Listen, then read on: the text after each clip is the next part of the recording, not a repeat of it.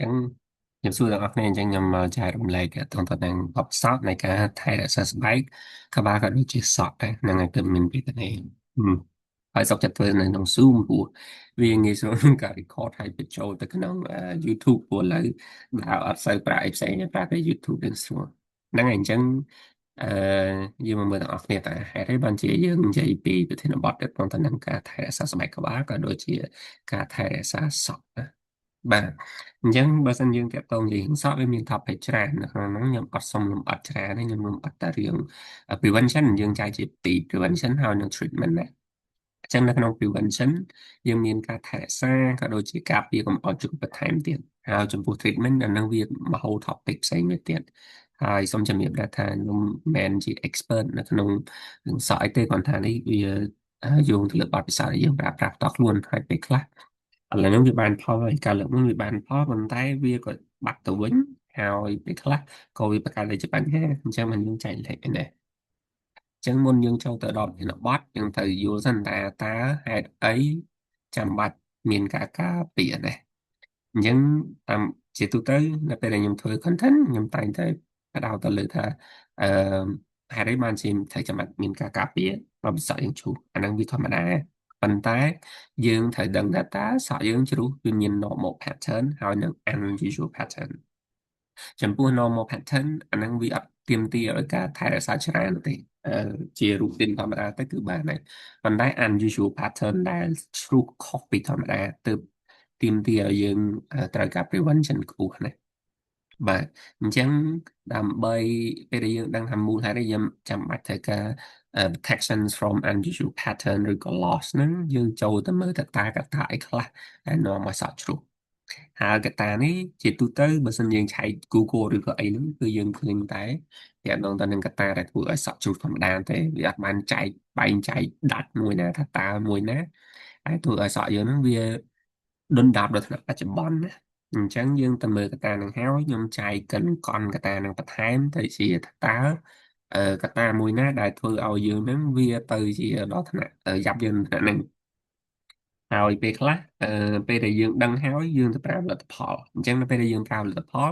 ពេលខ្លះវាបានការពេលខ្លះវាអត់បានការពេលខ្លះបានការដំបូងអញ្ចឹងវាធ្វើឲ្យ cycle នឹង repeat ចុះ repeat ឡើងអញ្ចឹងតោះតែយើងដឹងថាតើកត្តាអីខ្លះដែលធ្វើឲ្យជា unusual hair loss ណាអញ្ចឹងខ្ញុំចែកនៅក្នុងហ្នឹងបន្ទាប់មកបានយើងទៅមើល prevention method ថាតើ prevention ហ្នឹងអឺនៅកន្លែងណានៅលើនៅលើscalp ហ្នឹងកន្លែងណាហើយធ្វើម៉េចណាចំពោះ product មួយពូធម្មតា product មួយវាតែងតែ lead ទៅមកហើយវាអាចបង្កទៅជាបញ្ហាណាបាទអញ្ចឹងចូលទៅមើលនេះសិនអានេះគឺជា stage នៃការអឺដំណោះសក់ជាទូទៅដែរហើយរូបនៅខាងស្ដាំដៃនេះគឺជារូបសក់យើងហើយនឹងលើលាក្បាលយើងខ្ញុំអត់ដឹងថាប្រភេទអីណាបាទស្គាល់ប៉ុនយើងអញ្ចឹងជាទូទៅគេមានចែកដំណាក់កាលនៃការអឺដុសសក់ហ្នឹងជា4ទី1គឺ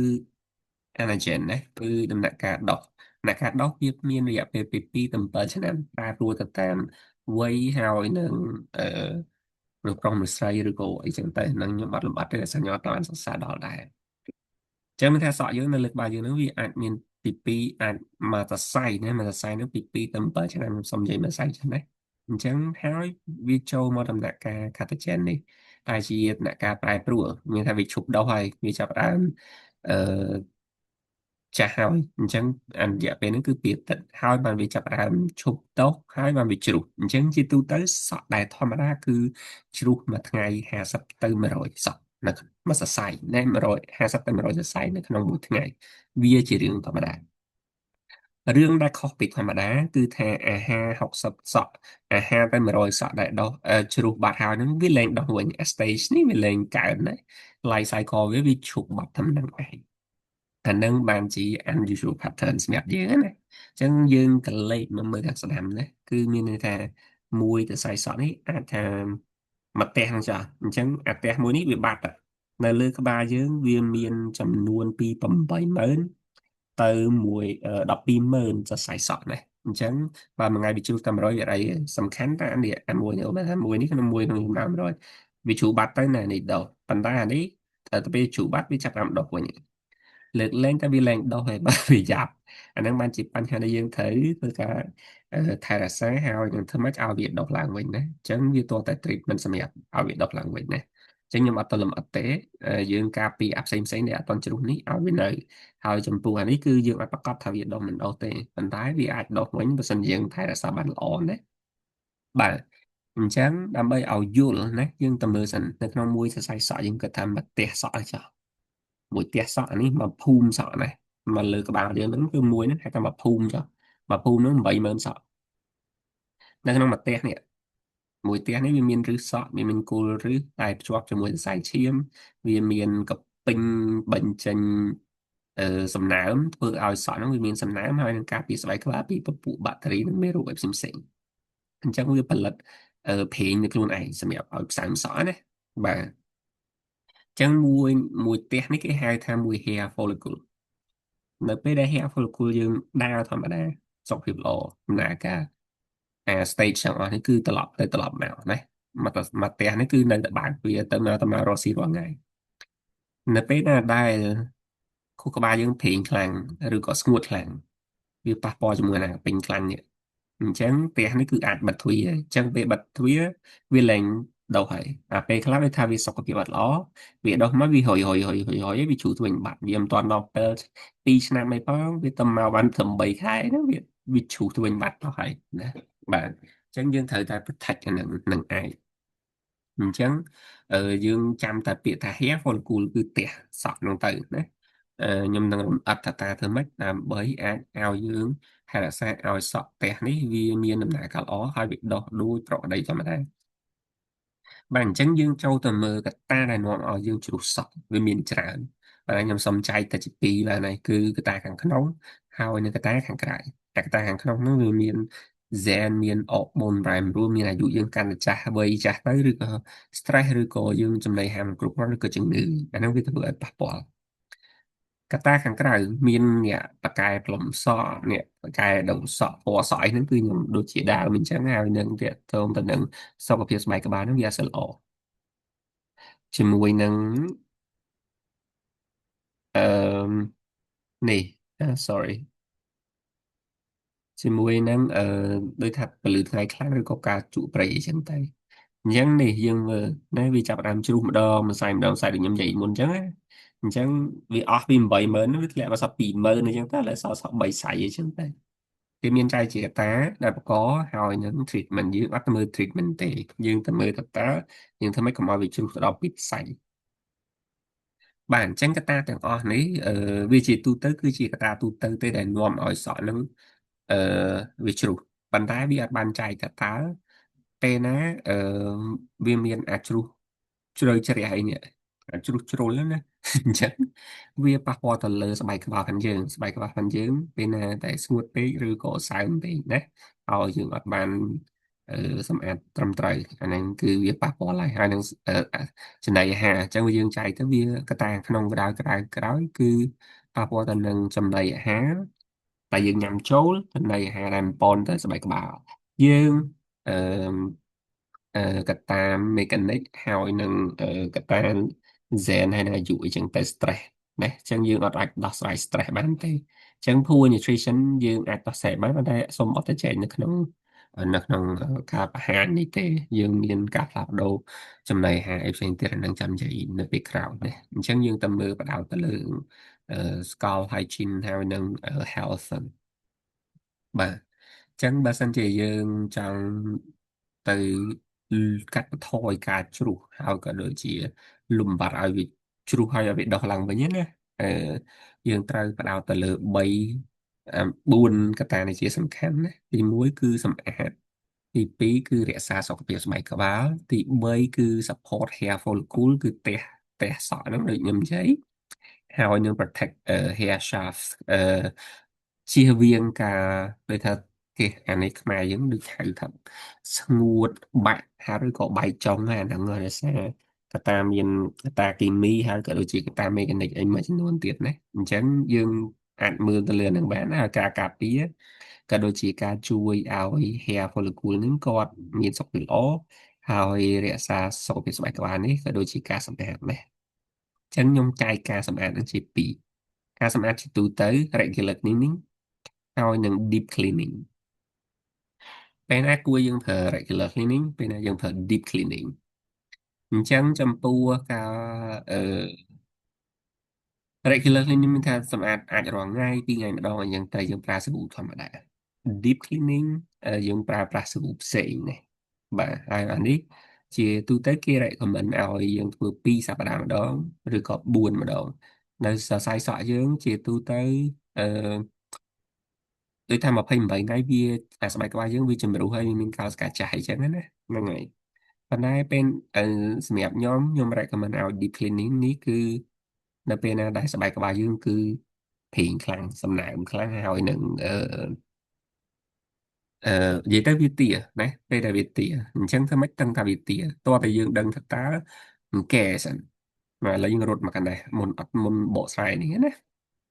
អញ្ចឹងអានេះអង្កែណាអង្កែសើមអានេះអង្កែស្ងួតតើយើងចែកអង្កែយើងទៀតជាទូទៅក្បាលយើងពេលដែលយើងត្រូវការ deep clean នេះគឺវាឆ្លាតហើយវាប្រាប់យើងស្អាតហើយចំពោះdry skin មានន័យថាអាកពេញ glam gland មិញនេះអា gland សេអឺ sebaceous gland ហ្នឹងគឺវាអត់សូវបង្កើតនៅស្រទាប់ប្រេងឬក៏ជាតិប្រេងគ្រប់គ្រាន់ក្នុងការជួយទៅដល់សក់យើងឯងអញ្ចឹងវាធ្វើឲ្យយើងកើតកែស្ងួតណាកែស្ងួតនេះអញ្ចឹងយើងអាចតែ clean deep clean ได้ដូចពួកគេដែលមានប្រេងទេណាអញ្ចឹងកាលណាយើងប្រើសាប៊ូពេលដែលយើងឮគេថាអូកាត់កក់ទៅបាត់កែមើលដែរតាំងកែនឹងកែស្ងួតឬក៏កែសើមបានកែសើមសំចេញកែសើមទៅមកទៅឬក៏កែប្រេងមកទៅស្រួលជាងណាចឹងចំពោះអង្កែប្រេងគឺគ្រាប់វាធំធំជាងហើយវាចេញមកលក្ខណៈពេញវាអត់ flaky ទុយចេះទេហើយនិយាយទូទៅវាសាមឬក៏ធំជាងណាដូចនេះគេហៅ dry skull គឺទុយ flaky ដល់ពេល a drain dangraph នេះគឺនេះគ្រាប់វាធំនេះគេហៅអង្កែចឹងណាហ្នឹងហើយអញ្ចឹងអាហ្នឹងគ្រាប់វាធំយើងអានេះយើងកក់ធម្មតាប៉ុន្តែយើងត្រូវប្រើប្រេងអប់ទៅវាអាចជួយបំបត្តិបានដែរចំពោះអានេះយើងត្រូវ treat ផ្សេងណានៅក្នុងហ្នឹងអញ្ចឹងតែមកខ្ញុំលម្អិតនៅខាង slide ក្រោយទាក់ទងទៅនឹង oily dangerous តើពេលដែលស្បែកក្បាលយើងនេះអញ្ចឹងយើងគួរប្រើលទ្ធផលអីហើយចំពោះ hair protection ចាំយើងបកមកវិញនៅពេលដែលយើងចប់ឥឡូវសុំចូលទៅស្បែកក្បាលដែលភីងខ្លាំងឬក៏សំណើមខ្លាំងសិនយើងអាចប្រើសាប៊ូនេះក៏បានខ្ញុំអត់ប្រើទេ Head and Shoulder ប៉ុន្តែខ្ញុំ copy មកហ្នឹងដោយសារវាងាយស្រួលទេអញ្ចឹងកន្លែងនេះគេដាក់ for oily scalp នេះឃើញទេហើយគេដាក់ថា deep clean oil control អញ្ចឹងតើតែពីអាទិត្យម្ដងឬក៏ពេលដែលសក់យើងវាដែលក្បាលយើងវាទៅជាភេងអញ្ចឹងចាំយើងប្រើនេះណាអឺអាចប្រើសាប៊ូ brand នេះក៏បានដែរខ្ញុំអត់ប្រើទេអានេះដោយសារខ្ញុំប្រើផលិតផលធម្មជាតិទាំងអស់នេះផលិតផលទាំងអស់នេះយើងអាចរកបាននៅផ្ទះយើងងាយស្រួលប្រើហើយវាអត់វាអត់បន្សល់ទុកនៅ residual នៃកាកសំណល់ផ្សេងៗជាទូទៅសាប៊ូក៏តែងតែបន្សល់នៅសារធាតុគីមីឬក៏កាកសំណល់ផ្សេងៗលើក្បាលយើងដែរដែលធ្វើឲ្យស្បែកក្បាលយើងអឺស្ងួតហើយងាប់ណាអញ្ចឹងនៅពេលដែលស្បែកក្បាលយើងងាប់យើងត្រូវតែសម្អាតវាឲ្យស្អាតហើយប្រើប្រាស់ផលិតផលនេះទើបអាចបញ្ចេញនៅឱសថស្បែកតែងាប់ហើយនឹងប្រេងឬក៏កាកសំណល់សាប៊ូដែលនៅលើក្បាលយើងចេញបានអញ្ចឹងធ្វើឲ្យ hair follicle នឹងគឺវាបើកមកវិញផ្លេចប្រាប់មិញនឹងភេងកាលណាភេងខ្លាំងបកទៅលើវិញណាប្រេងខ្លាំងគឺដោយសារកពេញយើងនេះក៏បង្កើតប្រេងពីលើក្បាលមកទៀតអញ្ចឹងវាអាចបិទ hair follicle នេះអញ្ចឹងកាលណាបិទរុន hair follicle នេះមានថាផ្ទះនេះគឺបិទទ្វារបិទដបូលបិទអីអស់ហើយពីណាក៏ចូលមួយដែរអញ្ចឹងសក់នេះវាលែងដុះហើយអញ្ចឹងបានជាធ្វើឲ្យពេលខ្លះយើងលំមាស់ក្បាលខ្លាំងណាដល់ពេលយើងលំមាស់ក្បាលខ្លាំងគឺក្បាលយើងនឹងក៏ប្រាប់យើងថាជារុននឹងវាចាប់ផ្ដើមអឺបិទអីអញ្ចឹងត្រូវតែសម្អាតដើម្បីយកការអឺកោសិកាស្បែកដែលងាប់ចោលហើយធ្វើម៉េចឲ្យរុនក្បាលនេះបើកឡើងវិញណារុនក្បាលសំទួយភពទៅវាសាហាវលោកគ្រូហ្នឹងហើយអាកពេញនេះគឺវាបង្កើតនៅកពេញនឹងធម្មតាសម្រាប់បូកកូជូអញ្ចឹងទៅកាលណាអឺសេប៊ូមនឹងបង្កើតខ្លាំងក៏វាអាចបិទស្ទះរុននឹងដែរអញ្ចឹងចំពោះអ្នកប្រើប្រេងដូងណា ពេលគេឲ្យប៉ះស្បែកក្បាលទេពីព្រោះហេតុអីកាលណាយើងឬក៏ទុកលើស្បែកក្បាលយូរហើយវាអាចធ្វើឲ្យបិទកពេញហ្នឹងអញ្ចឹងបិទកពេញហ្នឹងគឺផ្ទះហ្នឹងបិទហើយអ្នកដែលអាសាបែកចុងឬក៏សក់ស្ងួតលើកមុនសក់ខ្ញុំស្ងួតបែកចុងហ្នឹងខ្ញុំប្រើអញ្ចឹងដូចគ្នាដល់ពេលយូរវាទៅជាកកជាបញ្ហាអញ្ចឹងវិញលំមអើយលំមណាអញ្ចឹងព្យាយាមកម្ចាត់អាហ្នឹងអញ្ចឹងយើងអាចជាទូទៅខ្ញុំប្រើអឺឆាខូឬក៏ ខ្ជូងណាដូចថាខ្ជូងដែលសល់ពីការដាំណាខ្ញុំយកមកកក់ណាអញ្ចឹងពីទៅក៏ពេលណាតែវាលំមាស់ក្បាលខ្លាំងហើយខ្ញុំមើលស្បែកក្បាលខ្ញុំទៅដូចប្រេងច្រើនខ្ញុំកក់អាហ្នឹងហើយអញ្ចឹងអាហ្នឹងវាងាយស្រួលដោយសារហេតុអីវាអត់ចាំបាច់មាន ratio មានអីធំធំទេដាក់ទៅលើក្បាលទៅកក់យកតែម្ដងហើយអឺកុំប្រើកញ្ចក់ប្រើដៃហ្នឹងប៉ុន្តែញីធ្វើម៉េចដូចដុសក្អែលអញ្ចឹងណាដុសក្អែលស្បែកក្បាល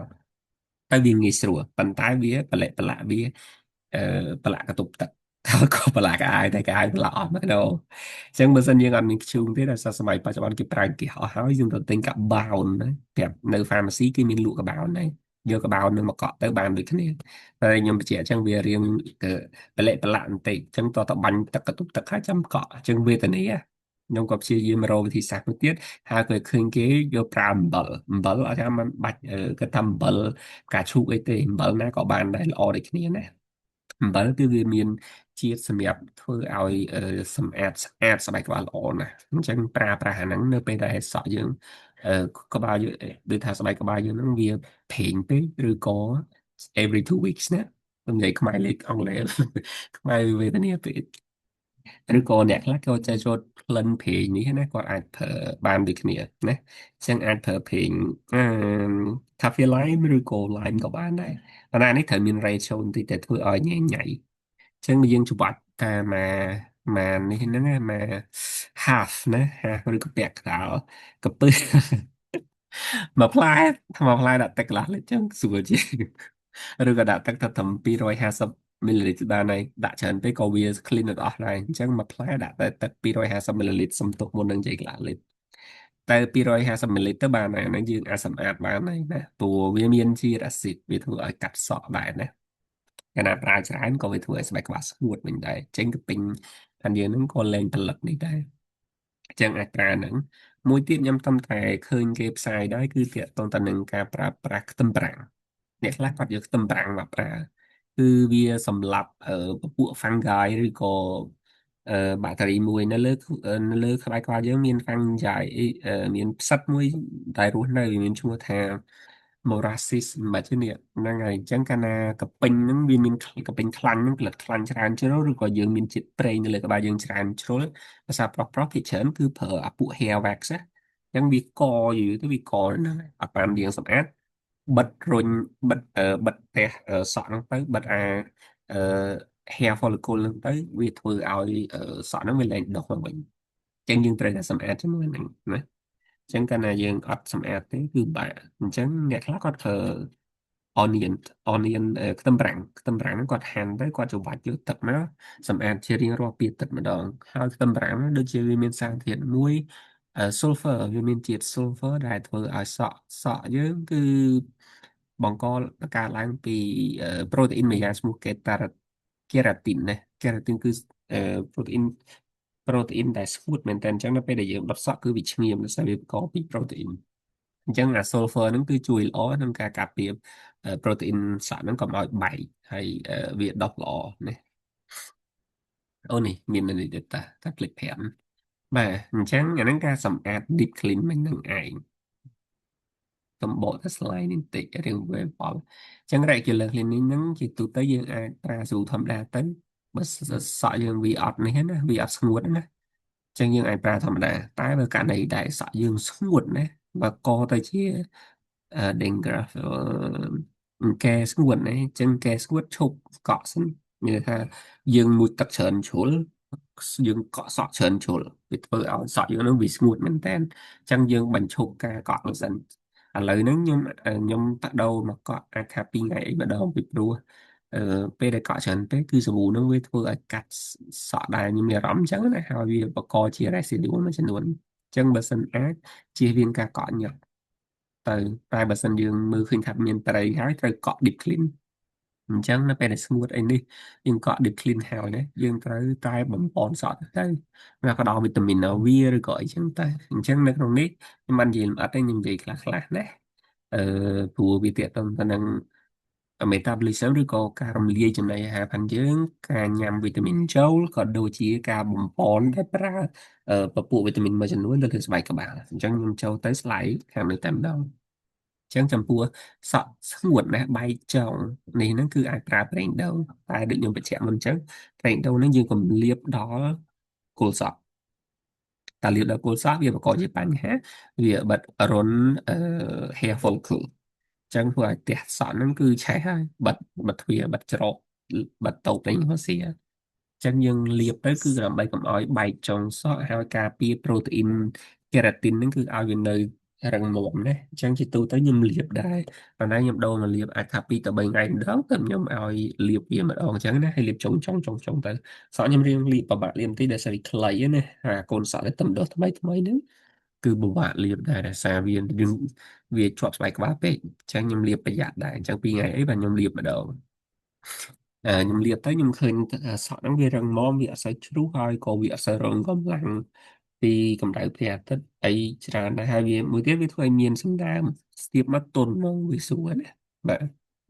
អូនេះខ្ញុំដាក់តែសរសៃសក់យើងពីកេរ៉ាទីនហ្នឹងហើយ